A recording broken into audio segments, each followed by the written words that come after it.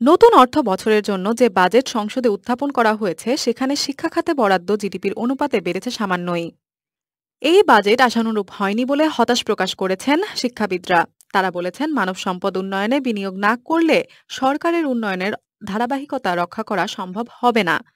বৃহস্পতিবার জাতীয় সংসদে আগামী অর্থ বছরের জন্য উত্থাপিত ৭,৯৭,০০০ কোটি টাকার বাজেট প্রস্তাবে শিক্ষা ও প্রযুক্তি খাতে বরাদ্দ রাখা হয়েছে ১,১১,১৫৭ কোটি টাকা, যা মোট বাজেটের ১৩.৯৫% এবং জিডিপির ১.৯৮%।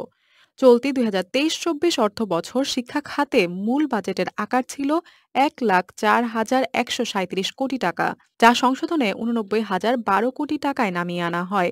খরচ করা টাকার ওই পরিমাণ মোট সংশোধিত বাজেটের ১২.৪৫% এবং জিডিপির ১.৭৬%।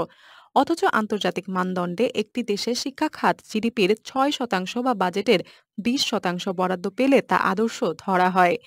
বাজেটে মিড ডে মিলের পরিধি বাড়ানো, প্রতিবন্ধীদের জন্য ভাতা বাড়ানো, উপবৃত্তির পরিধি বাড়ানোর মতো ইতিবাচক দিক তুলে ধরে তিনি বলেন, আমরা তো পরিমাণ বাড়ানোর কথা বলেছি, অন্যান্য জায়গায় বাড়ানো হয়েছে, কিন্তু এখানে কোনো নমুনাই দেখছি না।